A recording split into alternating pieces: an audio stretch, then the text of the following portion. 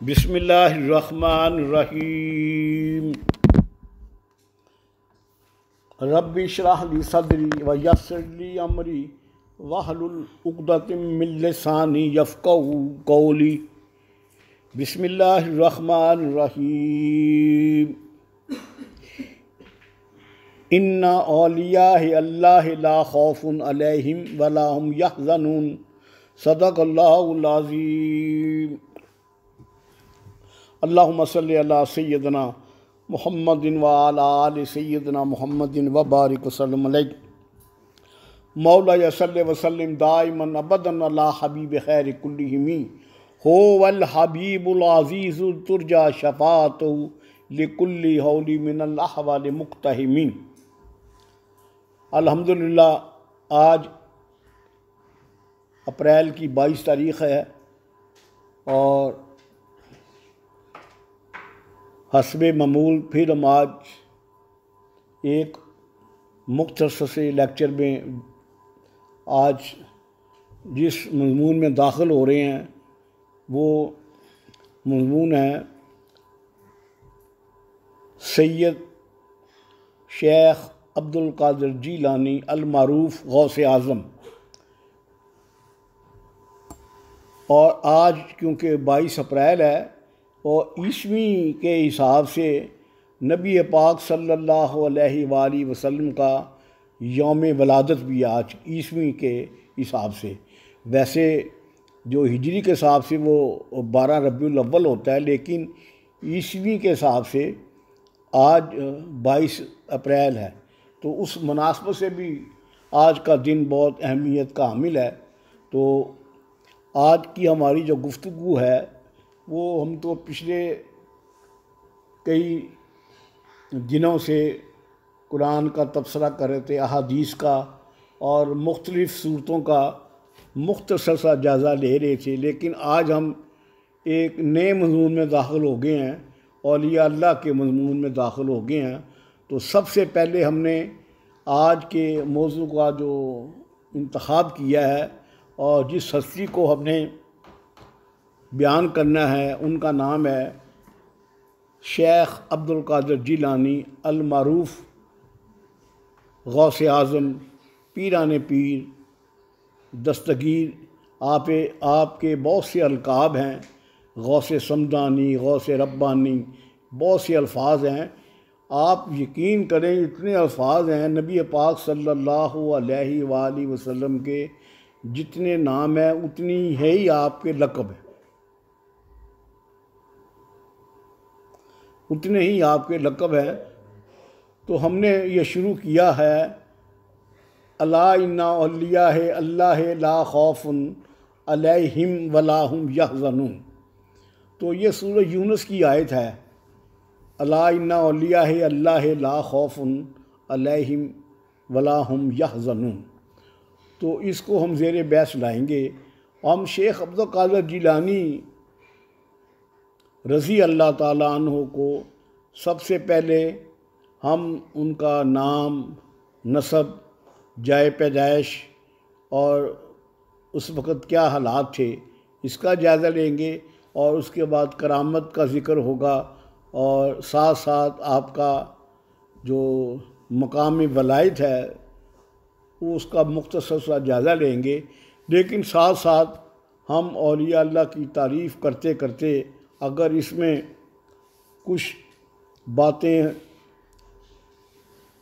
हज़रत दाता गंज बख्श के हवाले से भी एक दो बातें होंगी और अल्लामा मोहम्मद इकबाल के हवाले से भी, क्योंकि उनके कुछ अशार हैं जो इनके साथ उनका ताल्लुक़ है, तो उस लिहाज से हम बहस करेंगे। अब हम सबसे पहले जिस तरह हमने बताया कि सूरह यूनुस की आयत हमने पढ़ी है, अला इन्ना वो है अला इन्ना औलिया अल्लाह ला खौफ़ुन अला इन्ना औलिया अल्लाह ला खौफ़ुन अलैहिम वला हुम यहज़नून। ये सूरह यूनुस आयत नंबर 62। तो अल्लाह ताला फरमा रहा है अला इन्ना। जिस तरह आपको अब याद होना चाहिए कि जब इन्ना का लफ्ज़ आ जाएगा तो इसका मतलब होता है बेशक। कोई शक नहीं। तो अला इससे पहले अला आया है, उसके बाद आया इन्ना। इससे पहले अला आया है तो इसके बाद इन्ना आया है, लेकिन कई जगह पे इन्ना पहले आता है। उसका मतलब ही होता है कि अब शक की गुंजाइश नहीं है, बेशक। इन्ना का मतलब है बेशक। लेकिन इससे पहले अला आया है, अला इन्ना औलिया, अला इन्ना औलिया। तो अल्लाह का जो अला है ना, ये हमें कह रहा है ख़बरदार, ख़बरदार, बेशक। नहीं कि पहले हमें जैसे एक वोल्टेज पर लिखा होता है ख़बरदार, ख़तरा, इतने इतने वोल्ट है, मतलब इसको हाथ मत लगाना, ये ख़तरनाक है। तो इसी तरह अल्लाह ताला हमें भी तंबीह कर रहा है कि अला इन्ना ख़बरदार, बेशक। औलिया, औलिया वली की जमा है, और वली कहती हैं दोस्त को। तो अल्लाह कहता है कि जो मेरे दोस्त हैं ना, इन्ना औलिया है अल्लाह है, जो अल्लाह के ख़बरदार, बेशक जो मेरे दोस्त हैं ना, ला खौफुन, ला नहीं, खौफ, उन्हें खौफ नहीं होता, अलैहिम, उन पर खौफ तारी नहीं होता, वला हुम, और यहज़नून, और ना ही उन्हें खौफ होता है, ना उनको डर होता है। तो अल्लाह ताला ने आपने दो यहाँ सिफ़तें बयान कर दी, दो सिफ़तें बयान कर दी कि मेरा दोस्त वही होता है। सबसे पहले मैं उनके अंदर जो दो सेल होते हैं वो निकालता हूँ, कि वो सेल कौन से हैं। जो चीज़ें दो हैं इंसानियत के अंदर, दो ही चीज़ें हैं इंसान के अंदर, या उसे खौफ होता है या उसे डर होता है। एक होता है कि खौफ उसे कहते हैं जो कि इंसान हर वक्त दबा रहता है, डर वो होता है जो आने वाला हो। तो अल्लाह ताला कहता है कि मेरा दोस्त वही हो सकता है जो इन चीज़ों को अपने ज़हन और दिलो दिमाग से निकाल दे, तो मेरा दोस्त वो बन सकता है।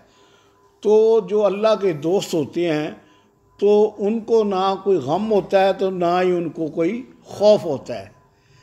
किसी नुकसान का अगर चीज़ कोई खो जाए तब गम नहीं, अगर उन्हें कोई नुकसान पहुंचा दे तब कोई डर नहीं। वो अल्लाह पर राज़ी होते हैं हर वक्त। तो इसकी मिसाल कुछ इस तरह से देंगे। मैं इसलिए बात कर रहा हूँ कि मैं वली की शान बता रहा हूँ, उसके बाद हम आगे चलेंगे कि दोस्त वली का दोस्त कैसे होता है, कैसे बनता है। वो सब कुछ अपने अल्लाह के ऊपर निछावर कर देता है। जब उसे कहते हैं, किसी ने कहा किसी बुज़ुर्ग को कि आपका जो माल था ऊँटों में जा रहा था, तो वो उसका नुकसान हो गया है, वो डाकुओं ने लूट लिया है या डूब गया या किस तरह वो। तो उन बुज़ुर्गों ने चंद सेकंड के लिए अपने दिल पर तवज्जो दी, जिसे तवज्जो देने के बाद उसने कहा शुक्र अल्हम्दुलिल्लाह। उन्होंने कहा ये क्या बात हुई, नुकसान हो गया, इसके बावजूद आप शुक्र अल्हम्दुलिल्लाह कर रहे हैं। तो कहते हैं कि मैंने अपने दिल से पूछा तू मुतमईन है, तो वो राज़ी था, तो मैंने कहा शुक्र है। कुछ देर बाद उनको इतला मिली कि जो उनके नुकसान की खबर थी ना, वो गलत थी। किसी नुकसान की जो इतला मिली थी वो गलत थी, वो तो माल बिल्कुल सलामत है। उन्होंने दोबारा आके उनको इतला दी कि आपका माल तो बच गया है, वो तो सही सलामत है, हमें गलत इतला मिली। तो उसके फिर उन्होंने अपने दिल पर जो है ना, अपने कल्ब पर उन्होंने नज़र मारी, देखा, तो उसके बाद फिर कहा शुक्र अल्हम्दुलिल्लाह। उन्होंने कहा जी दोनों मामले में आपने शुक्र अल्हम्दुलिल्लाह कहा है। उन्होंने कहा कि पहले भी मुझे कोई खौफ नहीं था, अब भी मुझे कोई इसके लिए कोई खुशी इतनी नहीं हुई, ये तो अल्लाह का करम है। मुराद ये आता है जो गम और डर में, खुशी में और गम में हमेशा अल्लाह ताला को याद रखते हैं, वो ही अल्लाह के दोस्त और वली होते हैं। ये सिफ़त है। और जब वो अल्लाह के दोस्त बन जाते हैं, अल्लाह कहता है फिर मैं उनका दोस्त बन जाता हूँ। और जब उनकी दोस्ती और उसकी दोस्ती में तो आपको फ़र्क नज़र आना चाहिए। तो अल्लाह कहता है जो मेरा दोस्त बन जाए वो मोमन होता है, और मोमन की फरासत से बचो, क्योंकि वो मेरी आँख से देखता है, मेरे कान से वो सुनता है, तो हर काम मेरे कहने पर करता है, मैं उसके कहने पर करता हूँ। क्योंकि उसने मेरी सारी ज़िंदगी नाफरमानी नहीं की होती, तो मैं उसकी हर बात, उसकी हर दुआ को कबूल करता हूँ। इसलिए अल्लाह ताला ने कहा कि ये मेरे दोस्त हैं, ये ऐसे दोस्त हैं कि इनको कोई गम नहीं। जैसे इब्राहीम अलैहिस्सलाम को जब डाला गया, वो और कैफियत और थी कि डाला गया तो उनका आग में जाना, या इसी तरह के और से भी सूफिया इकराम हैं जिन पर बड़े बड़े जुल्म हुए, और उन्होंने अपने अल्लाह ताला का हमेशा हमेशा नाम ही लिया। तो ये अल्लाह ताला ख़ुद इसकी तारीफ़ कर रहा है कि अला इन्ना औलिया बे ख़बरदार, अला बे ख़बरदार, इन्ना बेशक औलिया अल्लाह ला खौफुन अलैहिम वला हुम यहज़नून। ये वली की एक सिफ़त है। लेकिन ये आपको एक बताना था। अब हम आएंगे, हमारा जो मौजू है वो है शेख अब्दुल कादिर जीलानी। सबसे पहले आपको याद होगा, हमने पिछले लेक्चर में ये बात की थी कि सबसे पहले है इंसान। इंसान जो है ना, जब उसके अंदर जो पहला अलिफ आता है उसके नीचे ज़ेर हो तो इंसान बनता है। और इंसान निकला है उन्स से। उन्स कहते हैं मोहब्बत, प्यार। और जब तक उसके अंदर उन्स ना हो तो इंसान नहीं बनता। तो उसके लिए इंसान के लिए अलफ के नीचे ज़ेर लगाना पड़ता है ताकि वो इंसान होकर आजिज़ी, इज्ज़ो इनकसारी से रहे। तो सबसे पहले हुआ इंसान। इंसान के बाद वो हुआ मुसलमान। जो अगर अच्छा इंसान ही नहीं है तो अच्छा मुसलमान कैसे होगा? अच्छा मुसलमान तब भी है अगर अच्छा इंसान होगा। तो बुनियादी तौर पर इंसान, तो उसके बाद मुसलमान। ये हम कैटेगरी बता रहे हैं जो कि हज़रत शेख अब्दुल कादिर जीलानी ने अपनी तसानीफ़ गुनियतुल तालिबीन में इसका गाहे बगाहे मुख्तलिफ़ तरीक़ों से ज़िक्र किया हुआ है। तो हम उसी को आसान लफ्ज़ों में लेके आ रहे हैं। तो इंसान, उसके बाद मुसलमान, मुसलमान के बाद मोमिन। मोमिन, मोमिन की तारीफ़ वो पहले भी हम कर चुके हैं कि मोमिन, मुसलमान उसे कहते हैं जो अल्लाह की बात मानता है। लेकिन मोमिन उसको कहते हैं अल्लाह जिसकी बात मानता है। मुसलमान वो है जो अल्लाह की बात मानता है, और मोमिन वो है अल्लाह जिसकी बात मानता है। जिस तरह हम सब इंसान कहते हैं कि हमारा रब राज़ी हो जाए, हमारा अल्लाह राज़ी हो जाए, लेकिन अंबिया का भी यही ख्वाहिश थी कि अल्लाह ताला हमसे राज़ी हो जाए। लेकिन अल्लाह ताला की ख्वाहिश ये है कि मेरा महबूब राज़ी हो जाए। वला सौफ़ा योती का रब्बो का फ़तरदा, मैं अपने महबूब को इतना दूंगा कि तू ऐ मेरे महबूब राज़ी हो जाएगा।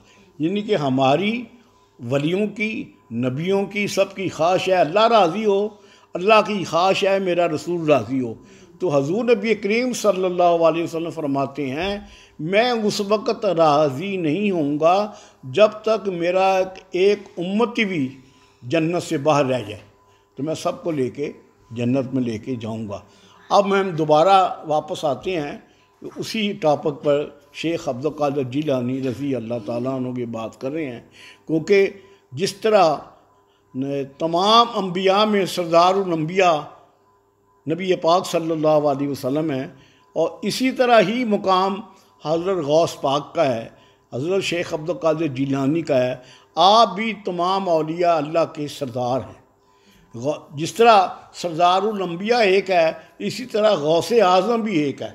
गौस बहुत हैं, गौस बहुत हैं, लेकिन गौस आज़म एक है।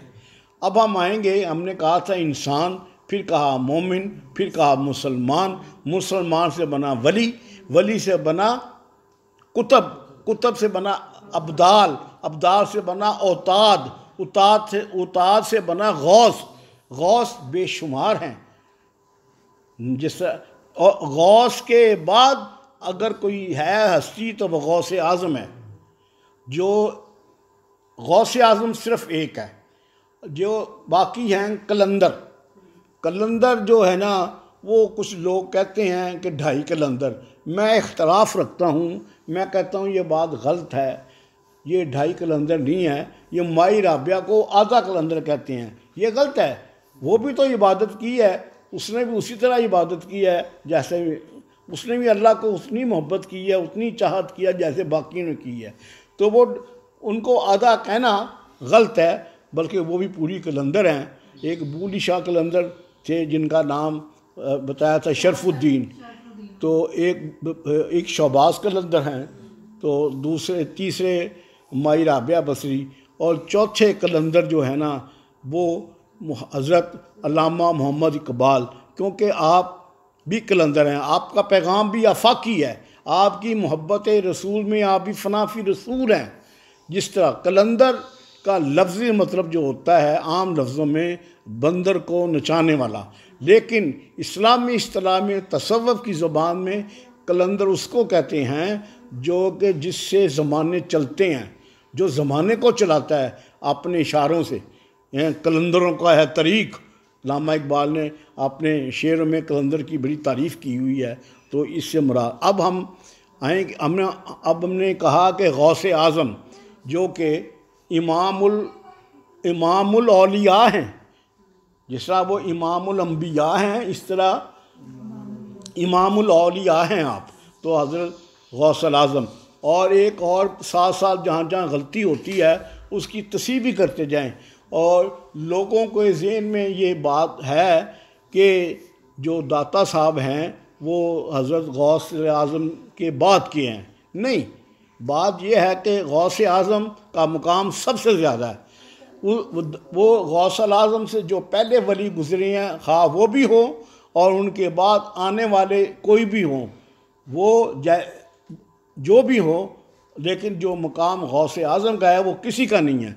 लेकिन दाता हजूर दाता अली बिन उस्मान अली अजवेरी जो हैं, जिनको हुर्फ़ ज़ुबान में उर्फ़ आम में दाता साहब कहते हैं, दाता साहब जो है ना ये आपसे इनकी पैदाइश पहले है, गौस आज़म बाद में आए हैं।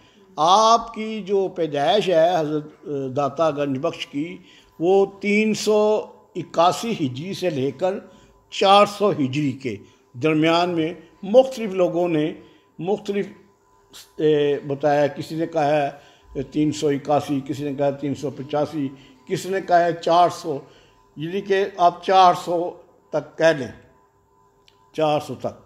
लेकिन जब हजूर दाता गंज बख्श की जब आप दुनिया से जब चले गए हैं और उसके 5 साल या 7 साल के बाद हज़रत शेख अब्दुल कादिर जिलानी की आपकी पैदाइश है, ये ज़हन में रख के तस्हीह करें।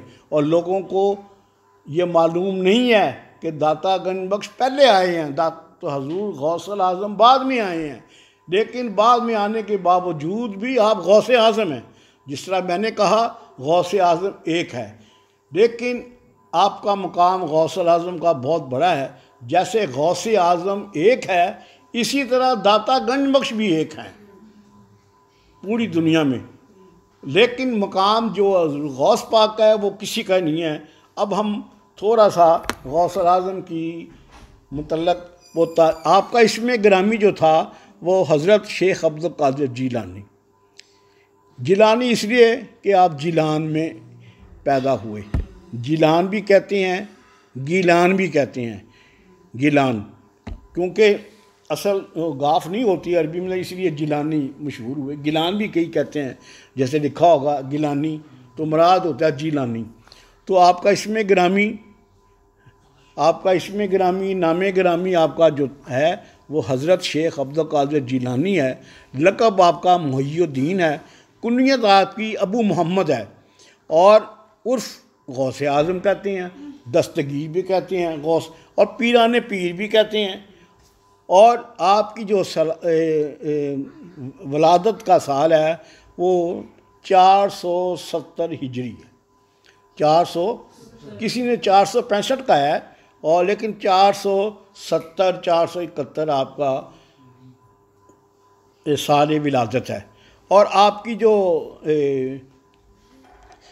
जो पैदाइश है वो तकरीबन नहीं, हकीकत में 29 शुबान को हुई और अगले दिन रमज़ान था।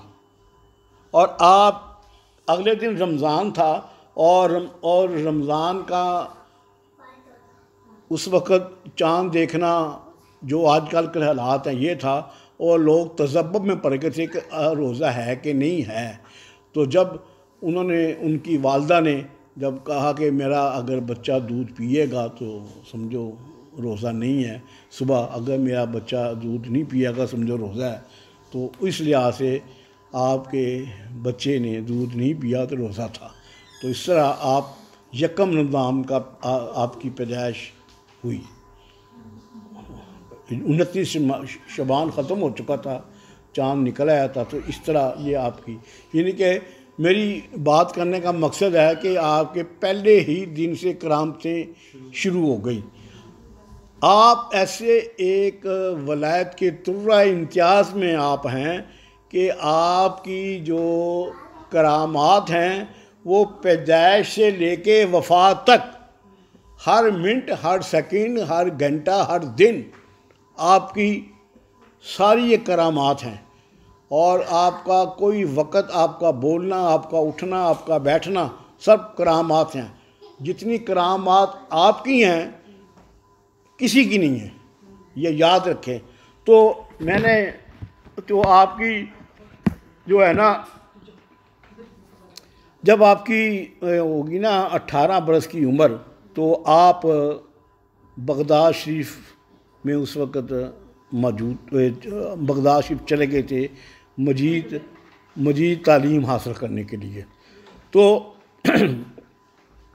आपने मुजाहिदा रियाज़त 40 साल की, 40 साल तक आपकी जितनी रियाज़त है, आपकी जितनी इबादत है, जो आपका तज़किया नफ्स है वो इंतहा को है, क्योंकि आपका मकाम भी तो बहुत ज़्यादा है।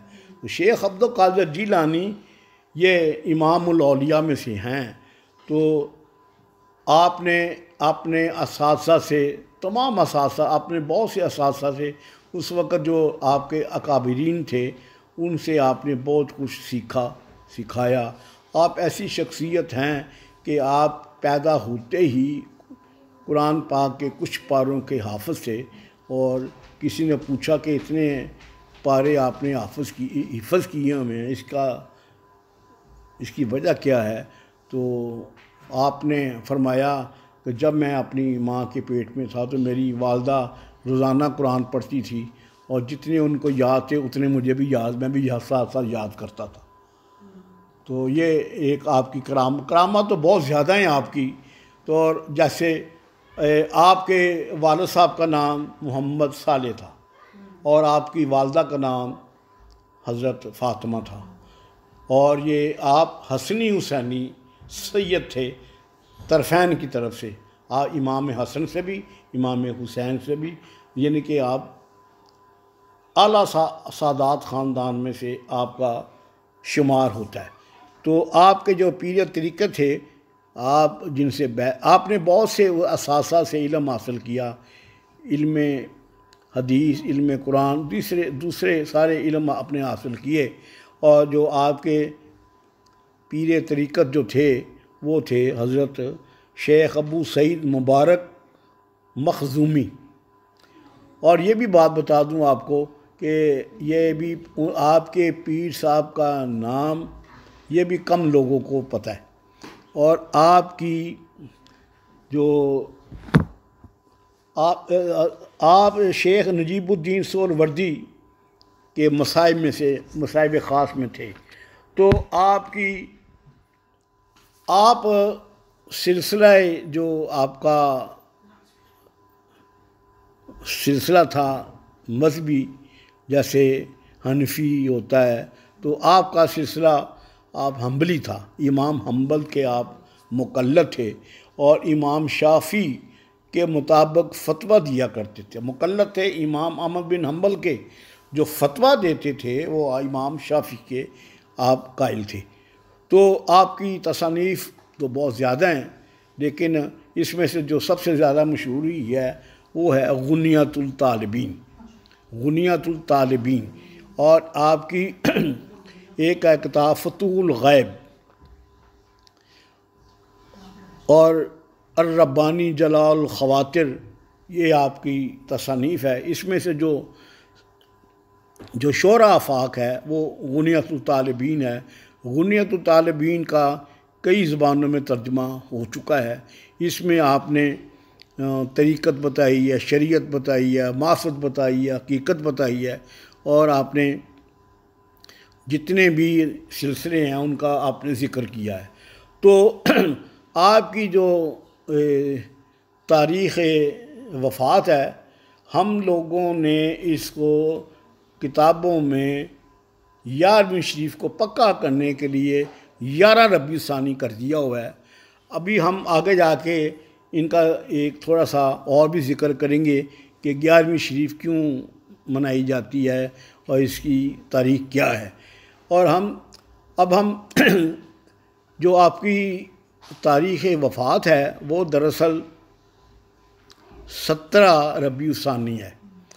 कुछ लोगों ने कहा है 8 रबी सानी, किसी ने 9 कहा है, लेकिन जो ज़्यादा राय है वो 17 रबी सानी की है। लेकिन बदकिस्मती है कि आजकल के उलमा और उन्होंने अपनी तसानीफ़ में 11 रबी सानी लिख दी है। इसलिए लिखी 11 रबी सानी इसलिए लिख दी कि 11वीं शरीफ को पक्का करने के लिए।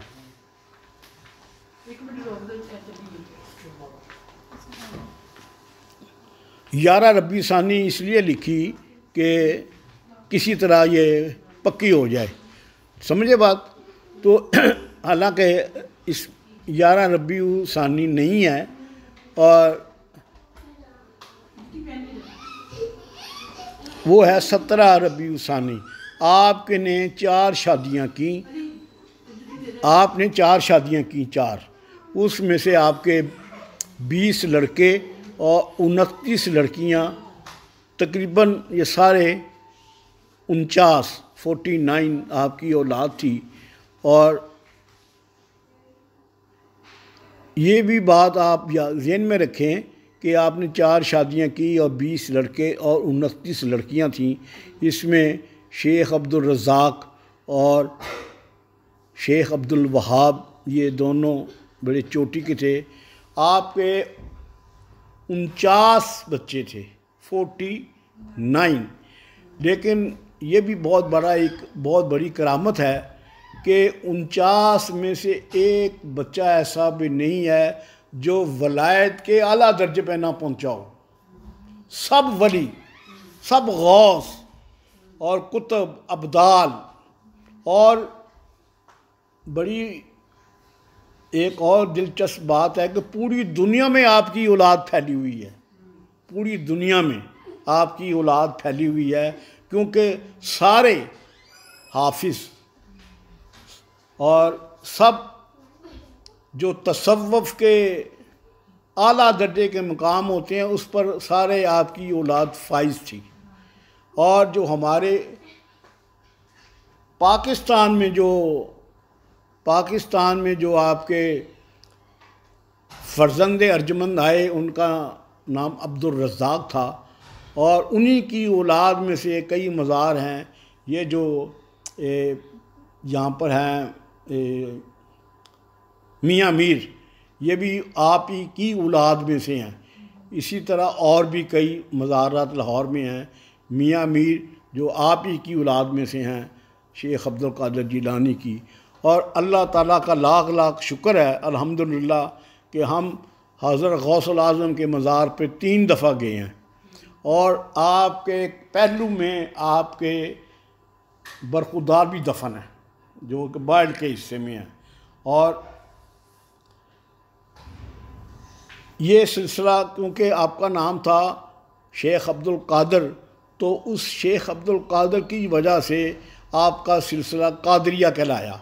कादरिया सिलसिला जो है ना पूरी दुनिया में सबसे ज़्यादा है, और तुर्की में बहुत ज़्यादा है, पाकिस्तान में भी है, इंडिया में भी है, लेकिन तुर्की में सारे जो है ना वो कादरी हैं। और पूरी दुनिया में सिलसिला कादरिया जो है ना वो बहुत बड़ा है, बड़ा मशहूर है। तो ये था, तो ये जिस वक़्त आपका दौर था ये तकरीबन 6वीं सदी हिजरी थी, 660 हिजरी थी। तो इमाम गज़ाली अभी जो है ना इनसे पहले थोड़ा देर पहले ही गुज़रे थे, उसके बाद इनका ज़हूर आ गया। तो ये शेख अब्दुल कादिर जिलानी रज़ी अल्लाह तआला हो का अब मुख्तसर सा आपका वो नाम नसब और आपकी करामात जो है ना अगर बयान करना जाएं तो पूरी एक हिस्ट्री दरकार और कई दिन लगेंगे, इतनी आपकी करामात है। और मैं सिर्फ एक करामात का ज़िक्र करता हूँ कि आप जब तकरीर करते थे उस तकरीर में जितना आदमी पहला बैठा हुआ आवाज़ सुन रहा है उतना ही आखिर वाला आवाज़ सुन रहा है, और एक जैसी आवाज़ जा रही है। और मजमा कितना था, लाखों का मजमा होता था, हज़ारों का मजमा नहीं होता था, लाखों का मजमा होता था। और बात ये होती थी, और जब कहते थे लोग कहते थे कि हम तो आज वहाँ गए हैं तो शेख अब्दुल कादिर जिलानी का आवाज़ सुनने, तो उसने कहा तो मैं भी तो सुन के आया हूँ। उन्होंने कहा कहाँ? उन्होंने कहा मैं तो सुन के आया हूँ बगदाद में। तू कहा था? कहते मैं तो निशापुर था। तो उन्होंने कहा वो उसी वक्त तो हम सुन रहे हैं, निशापुर कैसे चले गए? तो ये करामात का एक हिस्सा है कि आप एक वक्त में कई कई जगह मौजूद होते थे। और आपकी करामात में ये भी शामिल है कि आपकी मजलिस में कोई मक्खी दाखिल नहीं हो सकती थी, इतना अदब होता था, किसी को खांसी नहीं आ सकती थी।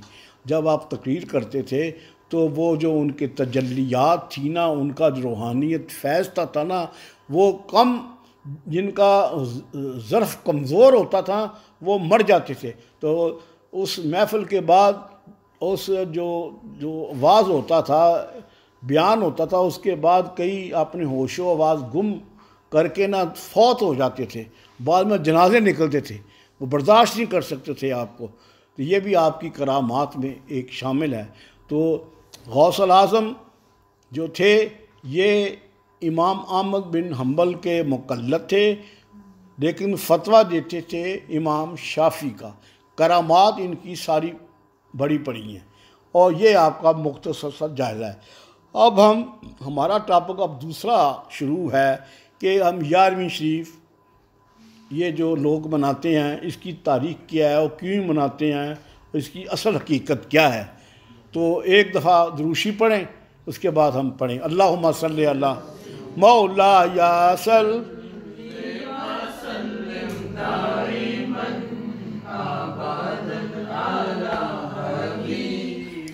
का हज़रत शेख अब्दुल कादिर जिलानी को, क्योंकि सिलसिला आपका कादरिया है, तो हम शेख अब्दुल कादिर जिलानी का असल हजूर नबी करीम सल्लल्लाहु अलैहि वसल्लम की एक हदीस है, जिसने मेरी एक सुन्नत को ज़िंदा किया उसको 100 शहीदों का सवाब है। जिसने मेरी एक सुन्नत को ज़िंदा किया, ये बात समझने वाली है, क्योंकि हम लोग हर महीने 11वीं शरीफ का ख़त्म दिलाते हैं और हमारे ज़हन में ये बात होनी चाहिए। तो सुने गौर से, ये क्या बात कर रहा था मैं? बात कर रहा हज़ूर नबी करीम सल्लल्लाहु अलैहि वसल्लम की एक हदीस है कि जो मेरी एक सुन्नत को ज़िंदा करेगा उसे 100 शहीदों का सवाब है। तो आपको पता है कि एक शहीद का क्या मुकाम है? वो जिंदा है। तो शहीद का मुकाम जो है ना वो बहुत ज़्यादा है। तो हजूर ने फरमाया उसे 100 शहीदों का सवाब है। तो जब हजूर नबी करीम सल्लल्लाहु अलैहि वसल्लम की आप सोमवार दिन आपकी पैदाइश है, तो उस वक़्त सहाबा किराम आपके दौर में आप क्योंकि रोज़ा रखते थे, तो एक दिन सहाबा किराम ने पूछा, या रसूल अल्लाह आप सोमवार को रोज़ा रखते हैं? तो आपने फरमाया इसलिए कि इस दिन मेरे अल्लाह ताला ने मुझे दुनिया में पैदा किया और मुझे चुन लिया गया और मैं अल्लाह का शुक्र बजा लाने के लिए करता हूँ। और हर पीर को और हर चाँद की 11 तारीख को, 11 और 12 के दरमियानी को मैं करता हूँ इस दिन, क्योंकि हजूर सल्लल्लाहु अलैहि वसल्लम की पैदाइश भी है और वफ़ात भी है उसी दिन। वफ़ात इसलिए नहीं मनाते हम कि हम तो वफ़ात तब मनाएं जब हम कहें कि वो चले गए। हम तो कहते हैं वो हयात हैं, वो ज़िंदा हैं, उनकी ज़िंदगी अल्लाह ही जानता है उनके कैसे मामलात हैं। तो हम तो इसलिए खुशी मनाते हैं। तो हजूर नबी करीम सल्लल्लाहु अलैहि वसल्लम ने कहा कि मैं तो इसलिए रोज़ा रखता हूँ। तो सहाबा किराम ने भी आपकी तकरीर करनी शुरू कर दी, वो भी रोज़ा रखना शुरू कर दिया, वो भी रोज़ा रखते थे। तो अरब में हर चाँद की 11 तारीख को रोज़ा रखा जाता है। वैसे तो जुमेरात को भी रखते हैं, पीर और जुमेरात को। पीर को आज भी अरब में रोज़ा रखते हैं।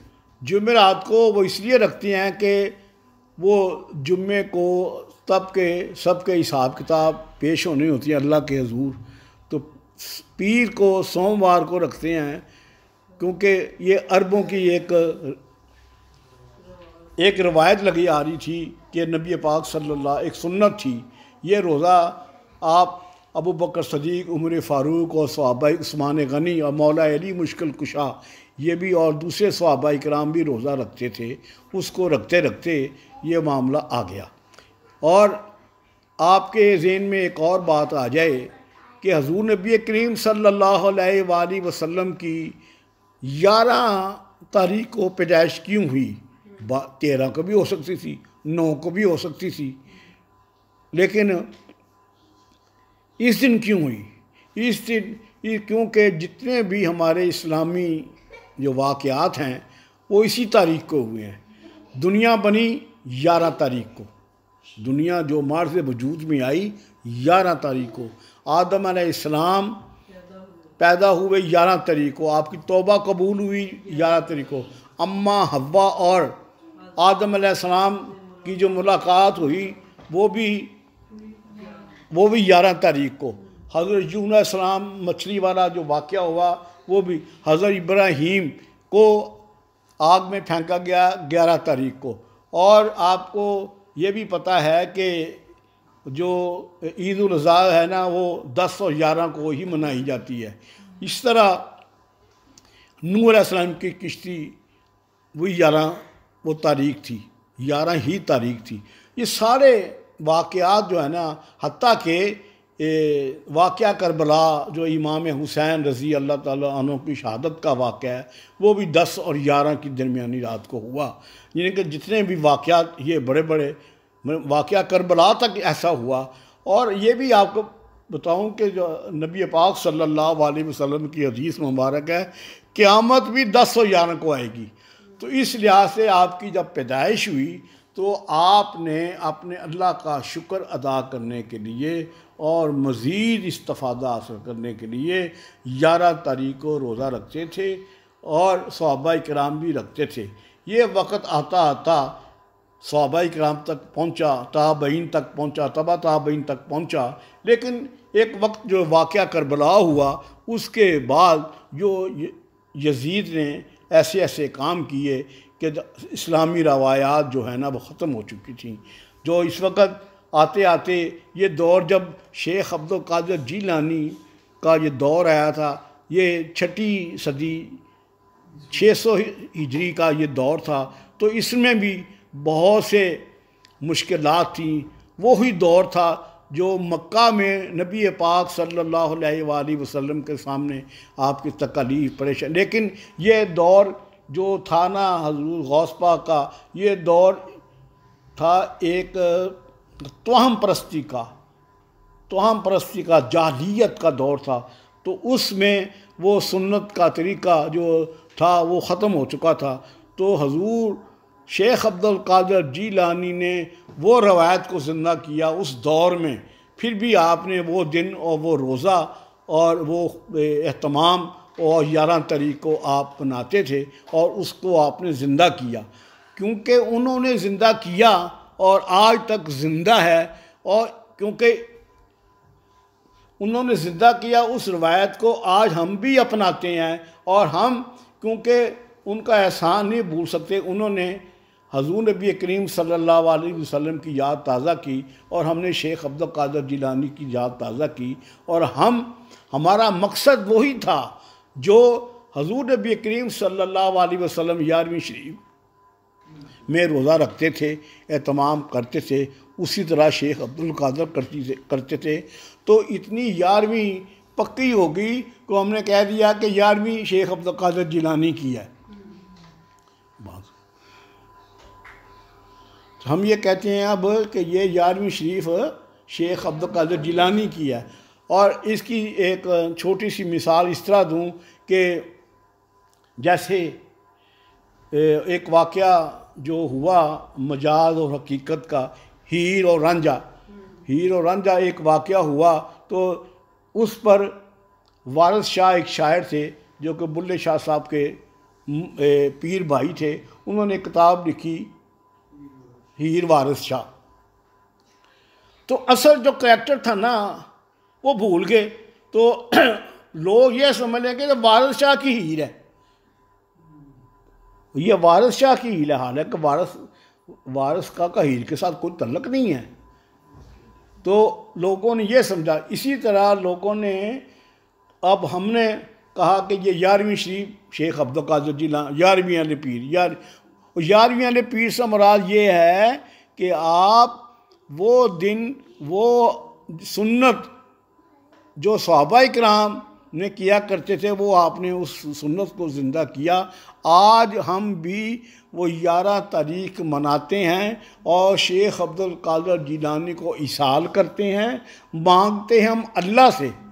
अगर हम ख़त्म दिलाते हैं तो अल्लाह से हम अल्लाह से ही मांगते हैं, मुद्दा हमारा अल्लाह ही होता है। और ये हम कहते हैं कि शेख अब्दुल कादिर जिलानी हमें जो अल्लाह ताला ने आपको अनायत किया उनमें से हमें भी दें। मकसद हमारा ये होता है कि ए शेख अब्दुल कादिर जिलानी जो अल्लाह ताला ने आपको दिया है उनमें से हमको दो, ना कि हम शेख अब्दुल कादिर जिलानी से मांगते हैं। वो तरीका एक अलग है जो एक होता है, इल्म कयूद होता है, एक इल्म शहूद होता है। तो इसमें वो एक PhD से भी आगे डिग्री है, वो मामला और है। क्योंकि अभी हम इसको नहीं समझते, तो हम तो अल्लाह से मांगते हैं, लेकिन शेख अब्दुल कादिर जिलानी का वास्ता ज़रूर देते हैं कि, और हम कहते हैं कि जो अल्लाह ताला ने आपको दिया उसमें से हमें भी दें। बस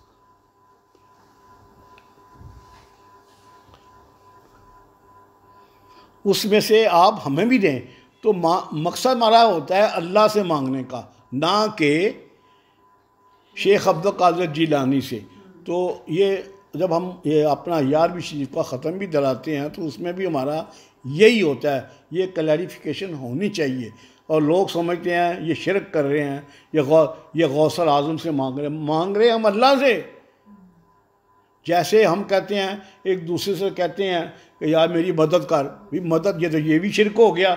मदद तो अल्लाह से मांगनी चाहिए, लेकिन हम एक बंदे से मांग रहे हैं मदद। जैसे हम एक डॉक्टर के पास जाते हैं तो हम कहते हैं ये डॉक्टर के हाथ बड़ी शफा है, अगर हम ये कहें तो शिरक है।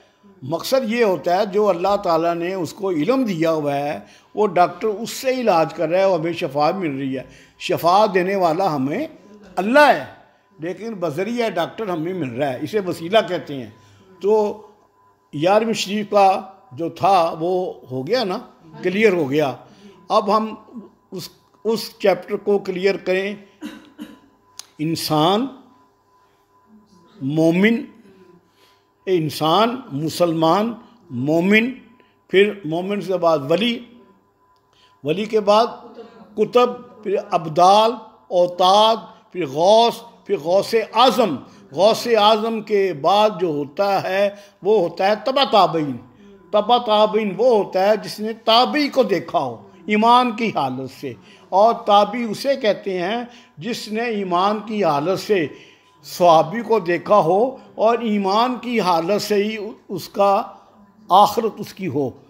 और सहाबी उसे कहते हैं जिसने अपनी ईमान की आँखों से रसूल अकरम सल्लल्लाहु अलैहि वसल्लम को ईमान की आँखों से देखा और ईमान से ही उसका आखिर इंतकाल हुआ। देखा तो अबू जहल ने भी, लेकिन नहीं, ईमान की हालत में देखा और ईमान की हालत में ही फौत हुआ, उसे कहते हैं सहाबी। समझे कि नहीं?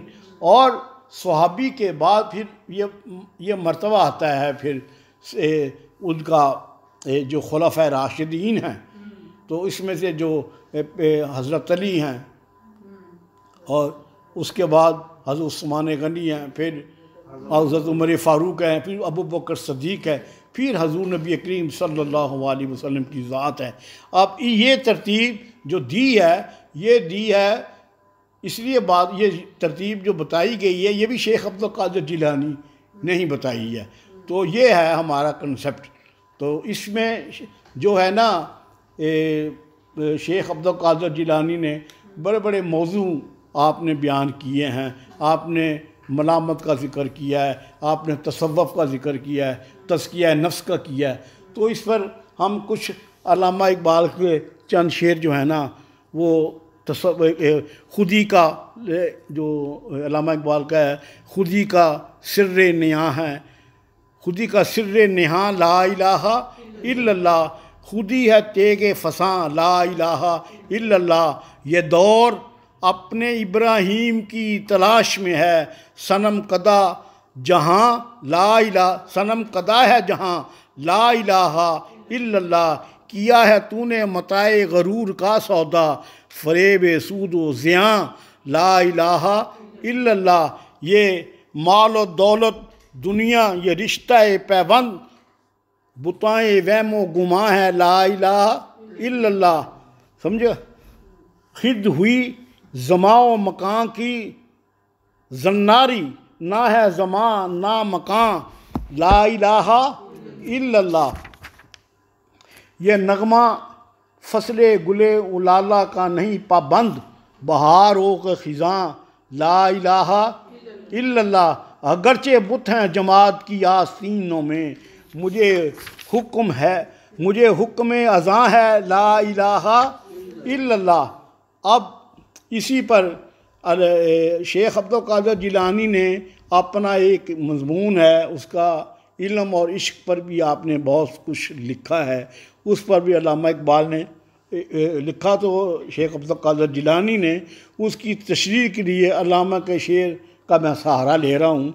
इल्म ने मुझसे कहा इश्क है दीवानापन, इल्म ने मुझसे कहा इश्क है दीवानापन, इश्क ने मुझसे कहा इल्म है तखमीनो ज़न, बंदा तखमीनो ज़न किरमे किताबी न बन, इश्क सरापाए हजूर इल्म सरापाए हजाब।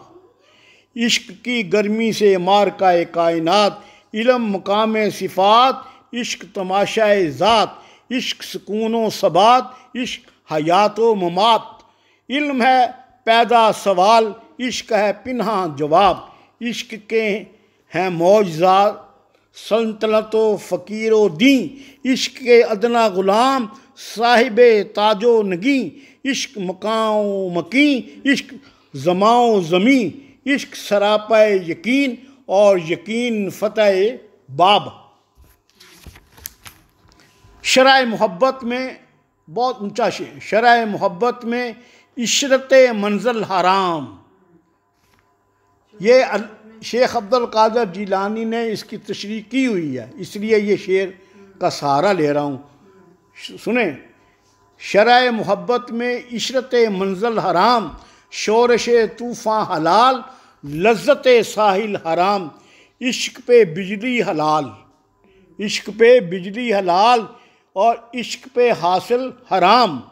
इल्म है इब्नुल किताब, इल्म है इब्नुल किताब, इश्क है उम्मुल किताब। समझे कि नहीं?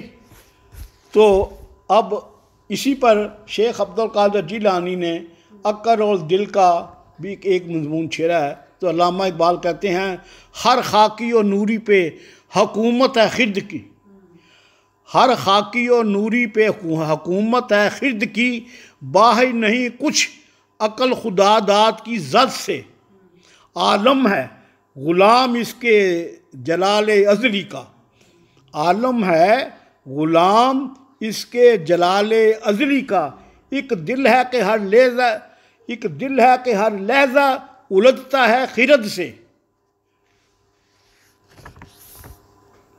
जैसे एक और जो मतलब शेख अब्दुल कादिर जिलानी ने मोमिन की तारीफ़ की, मर्द की और मर्द मुसलमान की तारीफ़ की, तो अल्लामा इकबाल उस पर कहते हैं, हर लहज़ा है मोमिन की नई शान, नई आन, गुफ्तार में किरदार में अल्लाह की बुरहान, कहारी व गफ़ारी व कद्दूसी व जबरूत, ये चार अनासर हों तो बनता है मुसलमान। इस चार अनासर का शेख अब्दुल कादिर जिलानी ने अपनी गुनियतुल तालिबीन में इसका बयान किया है, इसलिए शेर कह रहा हूँ, कहारी व गफ़ारी व कद्दूसी व जबरूत, ये चार अनासर हों तो बनता है मुसलमान। हमसाया जबरील अमी बंदा खाकी है इसका निशमन, ना बुखारा ना बदखशां, ये राज किसी को नहीं मालूम के मोमिन कारी नज़र आता है हकीकत में है कुरान, कुदरत के मकासद का आयार इसके इरादे, दुनिया में भी मीज़ान क़यामत में भी मीज़ान, जिससे जिगरे लाला में ठंडक हो वो शबनम, दरियाओं के दिल जिससे दहल जाएं वो तूफ़ान, फितरत का सरदद अज़ली इसके शब रोज़, आहंग में यकता सिफ़ते सूरे रहमान, बनते हैं मेरी कारगाह फ़िक्र में अंजुम, ले अपने मुक़द्दर के सितारों को तू पहचान। तो ये हैं अल्लामा इकबाल के हैं। अब जो अल्लामा इकबाल का एक पैगाम और शेख अब्दुल कादिर जिलानी ने भी अपनी तसानीफ़ में जो फतूहुल गैब है उसमें जो कहा कि जो मुजाहिद होता है और उसकी मंजिल कोई नहीं होती, वो वसल में जाकर भी अपने आप को हिजर में पाता है, ताकि क्योंकि मंजिल से आगे तो जहाँ और नहीं है तो इसको वापस हिजर में आके जुस्तजू करना चाहिए, उसको मंजिल नहीं समझना चाहिए, वसल को मंजिल नहीं समझना चाहिए। हिजर में जाके वसल जाए और वसल को फिर हिजर में जाए और हिजर को जुस्तजू समझे, तलाश करे। जैसे उसकी तशरीह कुछ अल्लामा इकबाल ने की है, तू राह नौ वर्द शौक़ है मंजिल न कर कबूल, लैला भी हम नशी हों तो महमिल न कर कबूल, ए जुए आप भर के हो दरियाए तंदो तेज़, साहिल तुझे अता हो तो साहिल न कर कबूल, खोया न जा सनम कदा कायनात में महफिल गुदास, गर्मिए महफिल न कर कबूल, सुबह अज़ल मुझसे कहा जिब्रील ने, जो अक्ल का हो ग़ुलाम वो दिल न कर कबूल, बातिल दुई पसंद है। ये कैसी बात की है? ये हज़रत शेख अब्दुल कादिर जिलानी ने अपनी फतूहुल गैब में फरमाया है। उसकी तशरीह, बातिल दुई पसंद है हक ला शरीक, बातिल दुई पसंद है हक ला शरीक, शिरकत मियाना हक को बातिल न कर कबूल, तू राह नवर्द शौक़ है मंजिल न कर कबूल। ठीक हो गया नहीं? तो ये था अल्लामा इकबाल का उसके हवाले से शेख अब्दुल कादिर जिलानी के। अब हमने मुख्तसर सा जायज़ा लिया जो कि शेख अब्दुल कादिर जिलानी, और हमें इस बात की समझ आएगी कि 11वीं शरीफ क्या है। आपकी सवानिया याद का मुख्तसर सा जायज़ा लिया, क्योंकि हज़रत शेख अब्दुल कादिर जिलानी गौस दाता साहब से बाद आए हैं। ये बात ज़हन में रखें, दाता साहब पहले आए हैं। दाता साहब जब दुनिया से चले गए उसके 5 साल या 7 साल बाद की पैदाइश है, लेकिन इसके बावजूद गौस आज़म का मुकाम बहुत ज़्यादा है। या गौस आज़म बमने बेसरोसा माँ मददे, किबलाए दी मददे काबा ईमा मददे। या गौसल आज़म बमने बेसरोसा माँ मददे, किबलाए दी मददे काबा ईमा मददे। वसल्लल्लाहु ताला अला रसूल खैर खल्क़िही, अल्लाहुम्मा सल्लि अला सय्यदना मुहम्मदिन व बारिक वसल्लम अलैहि। ए अल्लाह करीम, हमने तेरे प्यारे महबूब के, जो आपके हज़ूर नबी करीम सल्लल्लाहु अलैहि वसल्लम के लाडले हैं, उसका ज़िक्र किया। उस गौस पाक की तुफ़ैल करके या अल्लाह, जिस तरह उनका नाम लक़ब गौस, गौस मैंने मदद करने वाला, मदद ऐसी अल्लाह से लेकर हमारी मदद करने वाला। अल्लाह करीम, तुझे वास्ता है हज़रत गौसल आज़म का, इस बीमारी कोरोना को या अल्लाह पूरी दुनिया से, पूरे पाकिस्तान से, चप्पे चप्पे से, घर घर से या अल्लाह इसको ख़त्म फरमा। ये छोटे छोटे बच्चे हैं या अल्लाह, ये कहाँ या अल्लाह दर बदर की ठोकरें खाएंगे। अल्लाह करीम, अपने हबीब प्यारों का सदका करके, हज़रत शेख अब्दुल कादिर जिलानी के वालदैन का सदका करके, ए अल्लाह, उनके ही वालदा का नाम भी फ़ातिमा, आपके वालिद साहब का नाम साले, या अल्लाह उस बीबी फ़ातिमा जो हजूर सल्लल्लाहु अलैहि वसल्लम की प्यारी बेटी और गौसल आज़म की प्यारी वालदा, उनके तसद्दक करके या अल्लाह इस बीमारी को ख़त्म फरमा दे। अल्लाह करीम, तुझे वास्ता है इन प्यारों का, इन मोहब्बत वालों का, वली अल्लाहों का, या अल्लाह जो तूने आयत है, अला इन्ना औलिया है अल्लाह ला खौफुन अलैहिम वला हुम यहज़नून, जैसे तूने कहा है मुझे उन दोस्तों को ना डर होता है ना खौफ होता है। अल्लाह करीम, तू हमें भी इस डर, इस खौफ से निकाल दे। अल्लाह करीम, अगर तूने इसको कुन कहा है तो अल्लाह करीम इसे फ़यकून करके ख़त्म कर दे। अल्लाह करीम, हमारी तमाम ये हमने जो सुनाया है, सुना है, अल्लाह करीम अगर ये सच कहा है और सच बोला है, उसकी तफ़ैल हमारी मुश्किलें आसान कर, हमारी दुआएं कबूल फरमा। हमारे बोलने का तरीका हमें नहीं आता, हम या अल्लाह हमें समझाने का तरीका नहीं आता। अल्लाह करीम, हमें लहने दाऊदी अता फरमा दे। अल्लाह करीम, हमें बोलने का तरीका बता दे, हमें समझने का तरीका बता दे। अल्लाह करीम, तू रहीम है तो रहम कर दे, तू करीम है करम कर दे। नबी पाक के सदके ये छोटे छोटे बच्चे या अल्लाह, इनको हर किस्म की बीमारियों से बचा, हर किस्म की या अल्लाह परेशानियों से बचा। या अल्लाह, हमारे घर में इत्तफाक, प्यार, मोहब्बत अता फरमा। अगर हमसे गलती हो जाए तो या अल्लाह हमें माफ़ करने का तरीका भी बता दे। या अल्लाह, हमें एक दूसरे की गलतियाँ दरगुजर करने की तौफ़ीक अता फरमा, हमें नमाज़ पढ़ने की तौफ़ीक अता फरमा। अल्लाह करीम, तेरे करम से हम सब बच्चे या अल्लाह यहाँ जमात नमाज़ पढ़ते हैं, उस नमाज की तफ़ैल कबूल करते हुए अल्लाह करीम, तुझे वास्ता है तेरे प्यारों का, इस बीमारी को ख़त्म फरमा। रब्बिग़फ़िर वरहम व अंता खैरुर राहिमीन, कल्लत ही लती अंता वसीलती अदरिकनी या रसूलल्लाह, यकनी गाहे गाहे गाहे अस्त फैले पंजतन, अस्सलातु वस्सलामु अलैका या सय्यदी या रसूलल्लाह व सल्लल्लाहु तआला अला रसूल।